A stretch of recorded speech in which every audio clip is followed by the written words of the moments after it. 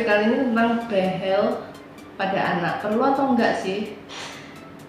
Beberapa waktu yang lalu saya pernah kedatangan pasien anak didampingi sama ibunya. Ibunya tuh mengeluh kalau gigi anaknya tuh kurang rapi, tongos.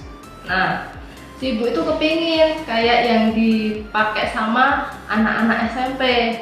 Itu jadi behel cekat gitu. Jadi behel yang nggak dilepas-lepas, yang kalau ganti-ganti warna habis gitu itu kelihatannya itu bagus gitu. Terus ibu tuh pengen pakai itu buat anaknya, sementara anak ini tuh usianya sekitar 9 atau 10 tahun, pokoknya masih usia SD lah. Terus si ibu tuh pengen ngotot kayak gitu. Terus ya saya mengarahkan kalau usia seperti ini tuh harusnya pakai bracket atau behel yang lepasan, menerangkan bedanya antara behel lepasan sama behel cekat gitu.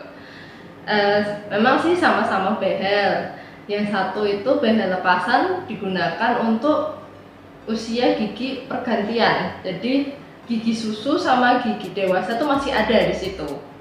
Terus kasusnya tuh nggak terlalu rumit kayak behel cekat gitu.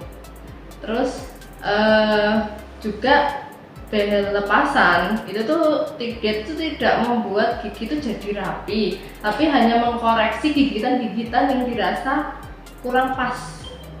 Jadi istilahnya pasien terganggu kalau seumpamanya dia itu untuk menggigit atau mengunyah, dia hanya mengkoreksi. Sedangkan kalau behel yang cekat, behel yang tempel itu yang pakai karet warna-warna itu, dia tuh mengkoreksi juga estetika pasien. Jadi giginya harus rapi, harus rata, tapi nggak serata pagar gitu. Jadi harus sesuai dengan lengkung gigi, jadi ada derajatnya, dan juga gigitannya harus pas gitu. Nggak boleh ada salah satu gigi yang dia tuh nggak ada gigitannya gitu. Jadi benar-benar harus pas gitu. Sama juga kan kalau behel lepasan bisa juga cuman dia hanya dicabut gigi susunya tapi tanpa pencabutan gigi dewasa. Sedangkan kalau behel yang cekat itu benar-benar harus dicabut gigi dewasanya atau gigi paling belakang gitu. Nah, untuk penggunaan kan banyak nih anak-anak SD yang suka pengen behel yang cekat, yang pokoknya yang dipakai sama artis-artis sinetron gitu, warna-warni, lucu, itu alasannya. Dan itu buat anak-anak SD itu mubazir.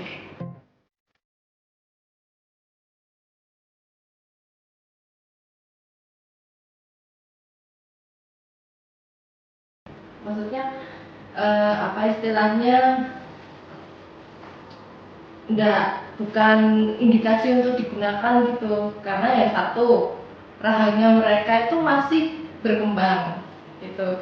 Kalau kita misalnya memaksakan pakai behel cekat kepada anak-anak, itu nanti mengakibatkan rahangnya susah berkembang itu, yang harusnya bisa ditumbuhi dengan gigi dewasa yang bagus, gigi belakang-belakangnya masih bisa tumbuh, kita paksa untuk dikurangi gitu. Jadi ya bukan dikasih untuk dipasang dengan sama anak SD gitu. Ya kalau buat anak SD atau anak dengan gigi yang ganti-ganti pergantian gitu, itu ya masangnya masih pakai behel yang lepasan. Behel yang lepasan itu sendiri ya ada dua, dia bisa ekspansi, istilahnya dia bisa meluaskan lengkung rahang. Yang kedua, dia memang berguna untuk hanya sedikit merapikan gigi atau sedikit mengkoreksi gigitan. Untuk mulai pemasangan behel ya, perawatan behel itu lebih baik kalau giginya semuanya bersih. Jadi kalau ada yang bolong-bolong atau ada sisa makanan di situ sebaiknya dibersihkan. Oleh karena kalau pasang behel, baik itu behel yang lepasan maupun yang cekat, ada sisa makanan dikit aja, dia sudah berpotensi jadi gigi bolong. Habis itu juga gigi yang bolong-bolong itu sebaiknya segera ditambal supaya nanti begitu dipasangkan di behel pasan ataupun behel cekak dipasangkan di giginya yang gigi bolong istilahnya kan sudah nggak kuat gitu kan, sudah rapuh, kita pasangkan alat bisa-bisa nanti giginya hancur, nggak ada penjangkatnya lagi. Terus ya alangkah baiknya kalau masang behel ya ke dokter gigi, jadi jangan kemana-mana gitu. Jadi nanti dokter gigi ya yang akan tahu rencana perawatan yang tepat untuk behel anak-anak. Kalau perlu, memang perlu buat anak kecil, karena memang kadang kan anak kecil kan ada masanya dia tuh giginya